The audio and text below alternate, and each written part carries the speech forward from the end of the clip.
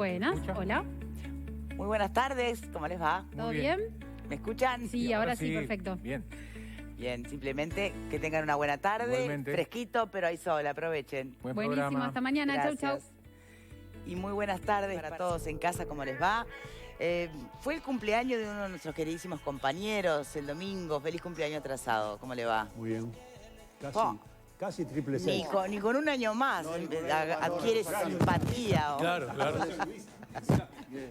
Bueno. Bambi me va a volver ahora. No, ni tanto, ni tanto. Muchos seis en el número, vi muchos. Sí, Un pero olor a azufre. para hacer él le falta un 6. Sí, un olor a azufre. Por ahora había. no llega ni a Docena y estoy, ni a diablillo llega. Bueno, vamos a ver hoy cómo se porta. Hoy sí que Intentaré. puede estar interesante, que van a estar confrontándose dos modelos de país, como se solía decir, dos maneras de ver la realidad, de priorizar los gastos, los presupuestos del Estado. Vamos a estar debatiendo aquí en estudios justamente la rendición de cuentas, como la gran antesala de más, o gran paraguas. Hay que ver cómo se analiza para lo que va a ser la votación del presupuesto. Bien, repasemos primero la información. Tenemos un tape con algunos de los protagonistas hablando del tema. Mirá.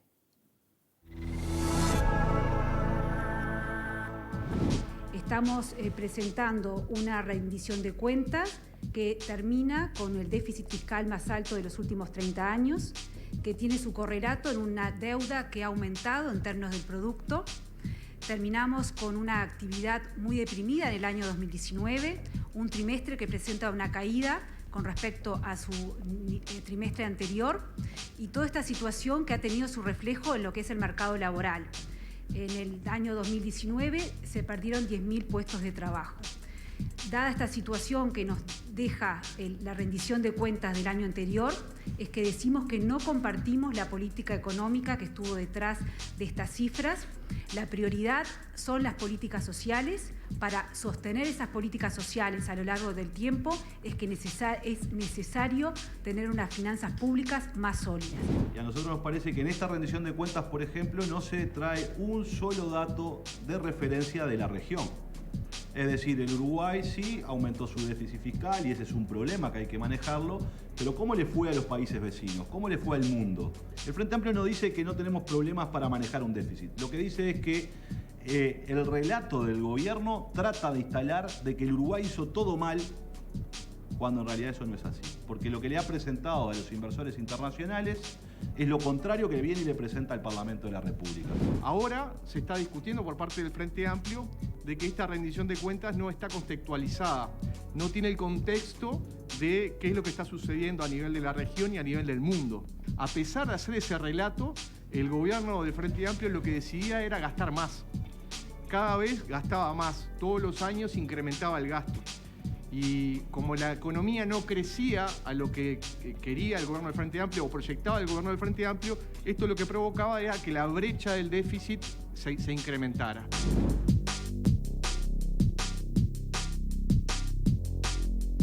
Bien, y aquí están los diputados. Por el Partido Colorado, Conrado Rodríguez. Por el Frente Amplio, Alejandro Sánchez. Buenas tardes para los dos. Buenas tardes. Y a ver si podemos profundizar un poquito más en estas frases, ¿no?, sueltas que van pasando la prensa y los noticieros. Entonces, cuando se discute la rendición de cuentas, ¿se discute la rendición de cuentas? ¿Se discuten los números y las políticas de los últimos 5 años? ¿O lo que se está discutiendo en definitiva es la antesala al presupuesto próximo o las elecciones del 2024? ¿Es disputa de un relato versus otro en el fondo? Bueno, lo que se discute, primero lo que se discute son los números, es la política, la gestión que lleva adelante un gobierno, y obviamente se discuten modelos económicos, porque está muy claro de que el modelo económico que tuvo el Frente Amplio en los últimos años, ahí se explicaba muy bien, en el sentido de que se fue incrementando el gasto cuando no había una contrapartida en ingresos, y eso fue lo que fue provocando que el déficit se fuera disparando. Y obviamente eso hace a una gestión y una política económica que lleva adelante el gobierno del Frente Amplio. Por eso discutimos números, pero también discutimos modelos y gestiones. Y en ese sentido es que nosotros, si bien aprobamos la rendición de cuentas, porque lo que estamos aprobando son los números los números son transparentes, son lo que son, Exacto. más allá del contexto o de la interpretación de los números son lo que son, estamos aprobando esos números y lo que no estamos aprobando, obviamente, es la gestión que llevó a esos números. Es por esto que nosotros también, en lo que es el fundamento de voto, nosotros condenamos esta política económica, este modelo económico que lleva adelante el Frente Amplio y que lleva a esta situación. Nosotros partimos en estos momentos de una situación bastante complicada, los números en las cuentas del Estado, y eso va a provocar condicionamientos a la hora de elaborar el presupuesto nacional. Bien, ¿por qué cuando se escucha al hoy oficialismo referirse a lo que puede llegar a ser esta rendición de cuentas o contrarrestar el relato del otro lado, por qué la hoy oposición lo que plantea es que no se hizo, como que se interpreta que no se hizo nada bien? ¿Por qué en blanco y negro está dándose este debate? Los debates políticos en Uruguay tienen muchas veces esa característica, donde se discute todo. Se discute abrir un poco el paraguas para ver cómo nos va en el presupuesto y ya se anticipa de que el Uruguay está muy mal y que por tanto se pueda ir generando condiciones para que se entienda que se va a recortar el gasto. Y se discute también una gestión de gobierno porque estamos en un cambio de ciclo, naturalmente. El Frente Amplio gobernó durante 15 años y ahora hay un gobierno de otro partido que viene y presenta una rendición de cuentas de una política que no llevó adelante y que no compartió. Y yo en esto quiero ser sincero porque en realidad blancos y colorados no acompañaron nunca una rendición de cuentas en estos 15 años de gobierno del Frente Amplio. Nunca, ni una rendición de cuentas ni un presupuesto. Así que eso me tiene sin cuidado. Desde mi punto de vista lo que me parece es que lo que se genera justamente es esta idea de decir que el Uruguay está horrible y hay un doble discurso ahí porque, miren, los inversores internacionales que son los que especulan con recursos financieros, si hay algo que no tienen es corazón. Y vinieron al Uruguay y le siguen prestando plata. Acaba de hacer una emisión el gobierno y los inversores han confiado en el país. Y cuando se hace una presentación a los inversores del exterior se dice que el Uruguay tiene fortalezas porque tiene la mayor formalización de América Latina, la mayor certeza jurídica, institucionalidad fuerte, un ámbito democrático transparente y que además tiene fortalezas financieras, dice el informe que hace el mismo gobierno a los inversores para que confíen en el país. Además el Uruguay tiene 5.300 millones de dólares de reserva de libre disponibilidad, es decir, que son propiedad del Estado uruguayo. Por tanto, el Uruguay es un país sólido que puede hacer frente a eventuales emergencias. Además la deuda del Uruguay, porque esto es importante, cuando yo me endeudo, tengo que saber en qué plazo la tengo que pagar. Se ha extendido durante estos años y por tanto la deuda no hay que pagarla toda en 12 meses. Eso le da fortalezas al país. Tiene un problema de déficit fiscal el Uruguay, como lo tienen todos los países de la región, porque en los últimos años han caído la economía del mundo, hay una guerra comercial entre China y Estados Unidos que ha perjudicado a los productores de alimentos del mundo. A Argentina le prestaron 56.000 millones de dólares en el gobierno de Macri y no logró recuperar la economía argentina. El Uruguay no cayó, no creció como venía creciendo y eso ocasionó justamente que los ingresos del Estado fueran inferiores a los gastos que tenía comprometidos y ahí ocasiona el déficit del cual hay que trabajar.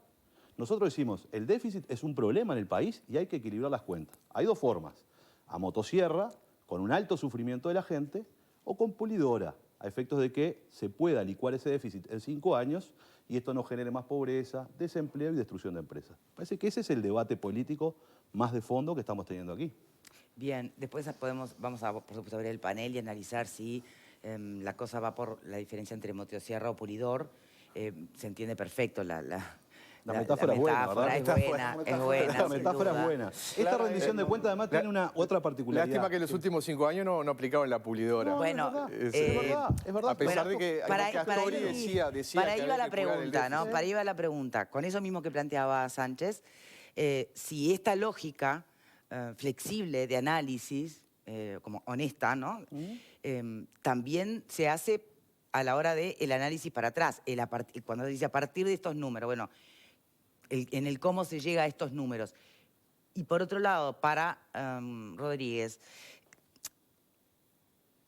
¿no hay algo de cierto cuando hablamos de que pareciera, o cuando se plantea que hay como dos discursos, el Uruguay para afuera, que es en el que confían los inversores, quienes nos ponen los grados de riesgo de inversión, y otro, el que se hizo, por ejemplo, a la luz de los números de la rendición de cuentas? No, yo creo que no, porque primero lo que hacen los inversores a la hora de venir, cuando van obviamente, a utilizar sus fondos para aplicarlos a determinadas inversiones, hacen un estudio del país. Y es muy claro que en el estudio del país, más allá de que obviamente hace un balance de las fortalezas que tiene el país, fortalezas que se vienen construyendo hace décadas. Hace décadas el Uruguay viene construyendo la fortaleza, por ejemplo, de lo que tiene que ver con la credibilidad en cuanto al cumplimiento de las obligaciones del país. Fíjese que si, por ejemplo, en el año 2002 el Uruguay hubiera entrado en default, como quería el expresidente Tabaré Vázquez, hubiera sido muy complicado para el Uruguay poder acceder a créditos a nivel internacional. Lo que le dio esa credibilidad justamente fue que el presidente Valle dijo que había que cumplir con las obligaciones. Lo que le dio credibilidad al Uruguay fue el canje de deuda que llevó adelante Alejandro Achugarri. Si nosotros no hubiéramos realizado todo eso, no hubiéramos tenido ningún tipo de credibilidad y el Uruguay tampoco, los gobiernos del Frente Amplio, hubiera tenido credibilidad. Las fortalezas se vienen construyendo hace mucho tiempo. Supongo y que está también muy bien fortalezas que durante, se pueda sumar lo que puedan haber sido los durante el gobierno del endeudamientos Frente durante Amplio, este gobierno. en la medida que también vino cumpliendo con las obligaciones internacionales, obviamente que eso ayudó a la credibilidad del país. Entonces los inversores lo que miran es la credibilidad del país, la certeza jurídica, ven obviamente la posibilidad de rentabilidad y ven los números del país. Bien. O sea, ningún inversor que quiera aplicar su dinero a un negocio cualquiera no va a mirar lo que es el déficit fiscal que tiene el Uruguay. O sea, no es cierto de que haya un relato hacia el exterior y un relato hacia lo interno. En definitiva, eso está palpable, eso es estudiado por absolutamente todo el mundo, por todos los inversores. Así que creo que en cuanto a credibilidad, el Uruguay ha ganado credibilidad durante muchas décadas y eso es muy bueno también resaltarlo. Pero a nivel interno, es también muy claro que la situación es que el gobierno del Frente Amplio había prometido abatir ese déficit fiscal. En el año 2015, cuando proyectó el presupuesto nacional, el ministro Astori dijo que íbamos a llegar al final del quinquenio, o sea, ahora, a un 2.5 del producto de déficit fiscal. Y estamos en el 5.1 por lo menos a final del año pasado. O sea, que duplicó lo que había establecido como proyección el Frente Amplio y el ministro de Economía. Bien. Y no era algo que no se supiera. Sánchez, ahí es donde usted lo que plantea válidamente es también la observación del contexto, ¿no? De la región. Por supuesto. Bien. Porque... Y en este momento, en época de pandemia, ¿es justo hablar de motosierra cuando en realidad está esa historia, está ese contexto y está el contexto actual? Sí, dos o tres cosas. En el presupuesto quinquenal se estableció 5 años atrás, y hay algo que dicen todos los economistas del mundo y los organismos internacionales, que vivimos en un mundo de incertidumbres. El Uruguay sigue proyectando a 5 años, es un tema de la Constitución uruguaya. Se proyectó un déficit de 2,5 que no se cumplió, y eso a la vista está. Y eso se fue ajustando, en definitiva, a las proyecciones, pues son proyecciones. Ahora, también es cierto que las mismas proyecciones del crecimiento del PBI que hacía el gobierno del Frente Amplio en el 2015 las hacía el Fondo Monetario Internacional y todos los analistas privados. Lo que pasa es que después suceden cosas en el mundo que no las controla el país y que nos afectan. Y como nos afectaron, dejamos de crecer. Y cuando uno deja de crecer, dejan de ingresar recursos. Y ahí tiene un problema con respecto al gasto que se tiene, y es este déficit que se genera.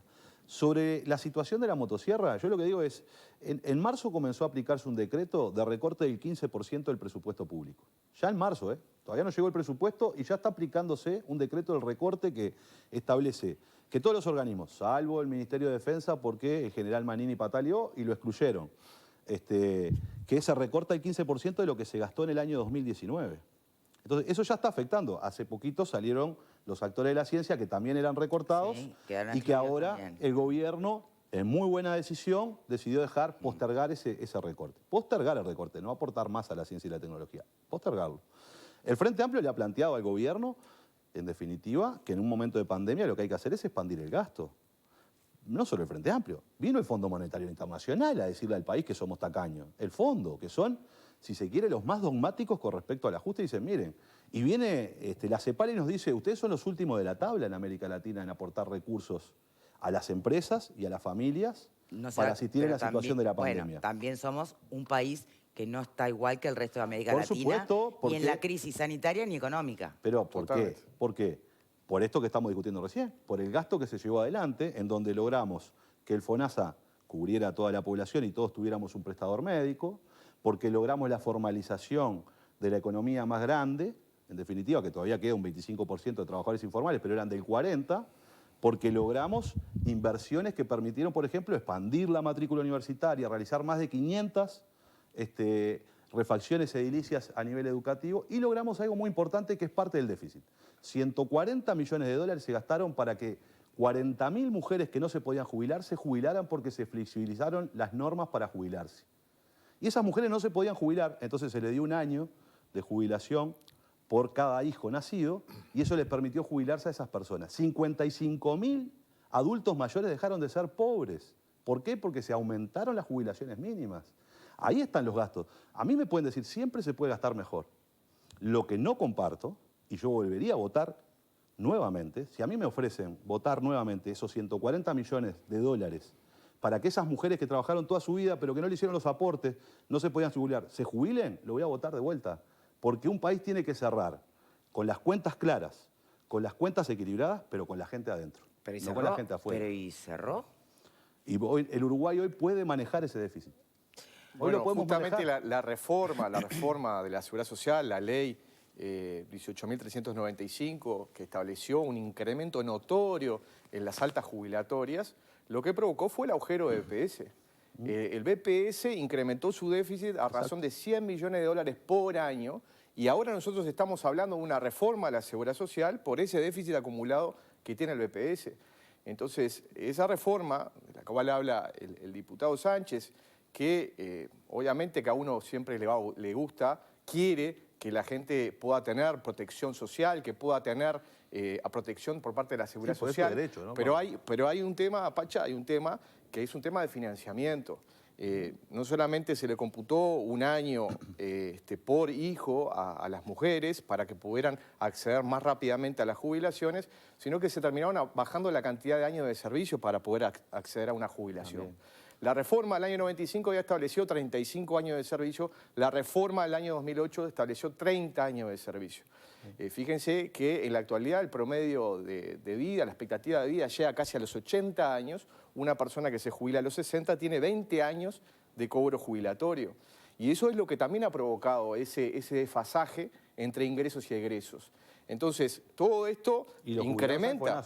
Todo esto incrementa el déficit. O sea, y el relato del Frente Amplio es que nosotros tenemos que gastar más. O sea, tenemos mayor cantidad de egresos con respecto a los ingresos y tenemos que seguir gastando más. Tenemos que ensanchar el déficit, tenemos que endeudarnos más, tenemos que aplicar otro tipo de ingreso extraordinario para ver cómo hacemos para financiar políticas públicas, y de esa manera el país lo que va a lograr con ese tipo de política es que el país no pueda ser competitivo, de que el país no pueda producir, de que el país no pueda salir al exterior a vender, porque no es competitivo. Entonces, ese es el relato que hace el Frente Amplio. Y el relato que hace es, de los 19.000 millones de dólares que tiene el presupuesto nacional, parece que todo se gasta bien. Acá no hay una autocrítica de que se ha gastado mal en algunos lugares, en algunos organismos. Todo se gasta bien. Ese es el relato que nos quiere establecer el Frente Amplio. Es muy claro, y lo ha visto toda la ciudadanía, lo que fue no solamente el déficit de la Seguridad Social, lo que fue el tema de ANCAP, lo que fue el tema de Pluna, lo que fue el tema del Fondes. O sea, podríamos seguir y seguir. A mí me gustaría que el Frente Amplio hiciera también una autocrítica de que no todo el gasto que ha realizado en los últimos 5 años era un gasto bueno. Al parecer no me escuchaste bien en lo que yo dije con respecto a que el gasto público siempre hay que revisarlo para hacer mejor. Y yo no he fundamentado en ningún medio de comunicación de que el Frente Amplio es perfecto.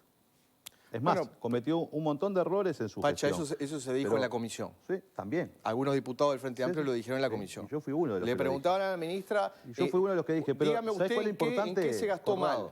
¿Sabes qué es lo importante? A mí me parece que además tenemos otro problema. El déficit hay que manejarlo, hay que tratar de equilibrar las cuentas públicas, y eso no lo discute nadie que tenga razón, ¿no? Digamos, porque si uno mira, si a mí me sale más de lo que me entra, yo tengo un problema en mi casa, en mi empresa o en cualquier lado. El problema es cómo lo haces.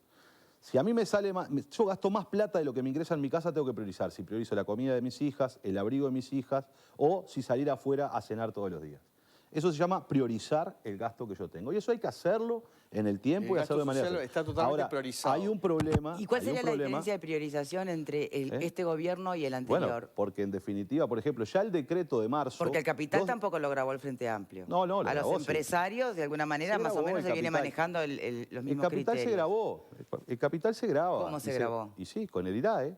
Paga el 30% por IRAE y además está el IRPF categoría 2, que lo graba una tasa del 12% de la rentabilidad de las empresas. Es decir, cuando las empresas retiran ese dinero, tienen que pagar IRPF. Pero no es a los grandes capitales a los que se refieren muchas veces el propio Astori, que decía que no había que grabarlo. Todos pagan el IRAE, que es el impuesto a las actividades económicas. Y antes y se lo que se pagaban, busca... también pagaban las empresas. Todas, Antes de la existencia de la reforma Pero yo no estoy tributaria. diciendo que no pagaban antes. Yo lo que estoy diciendo, lo que sí pasaba antes con el IRP es que el 80% de los trabajadores pagaban impuestos, ahora pagan el 30%. Quiere decir que pagan menos trabajadores el impuesto. Entonces, acá... Sí, y se pero bajó, las tasas eran y se- totalmente diferentes Sí, sí, también. pero pagan menos Totalmente trabajadores. diferentes. O sea, hay 7 de cada 10 trabajadores en el Uruguay de hoy que no pagan IRPF. Antes había 7 de cada 10 que pagaban el IRP. Entonces se equilibraron las cargas. Está bien, pero la recaudación de IRPF es mucho, Y por supuesto, muy superior a lo que se recaudaba Y vos por sabés por qué, IRPF. ¿no? Porque Tanto aumentó a nivel de 55, jubilaciones como a nivel, pero como a porque nivel de subió un de trabajadores. 55% el salario real de los trabajadores. No es por y, eso. y claro, si a mí me suben un 55% en términos reales mi salario, evidentemente voy a ser alcanzado por las tasas del IRP. Si a mí me reducen el salario, como se está planteando ahora, que hay rebaja salarial, en definitiva, de las pautas que ha puesto el gobierno, seguramente lo que va a tener es menos ingresos en mi bolsillo. Pero mi problema es este, y no es un problema para pelearnos, es un problema para analizarlo políticamente con la gente y con la sociedad en su conjunto. Si yo sustraigo recursos de la economía, el concepto de ahorro es un concepto maravilloso. Cuando tú ahorras, quiere decir que te va bien, que te puedes ir de vacaciones, que vas a cambiar el auto, que vas a hacer determinadas cosas. Ahora, cuando el concepto se incorpora para tratar en el Estado, es decir, el recorte, porque en realidad es recorte, no es ahorro, yo le estoy sacando recursos a la economía. Esos recursos a la economía dejan de circular del bolsillo de la gente al almacenero, a la panadería, y eso genera que la economía uruguaya se achique. Y si la economía uruguaya se achica, lo que termina pasando es que va a haber menos empleo, y por tanto después va a haber menos consumo, porque va a haber más desempleados, y eso nos lleva a una situación que no es deseable para el país. Tenemos que hacer la primera pausa y, por supuesto, cuando Victoria, regresemos. no, ¿Es esa la realidad? ¿Es eso lo que está pasando? El problema es de dónde salen esos recursos para no ahorrar o no achicarse. ¿Quién le da más? Todo el mundo dice, sí, hay consenso en que el déficit fiscal es importante. ¿Realmente todos tienen la misma idea de que es importante? Porque se tiene que financiar ¿O algunos lo esa patean más para adelante y después vemos cómo se paga? Y eso lo paga la gente siempre. Pausa, ya venimos y retomamos. A vivir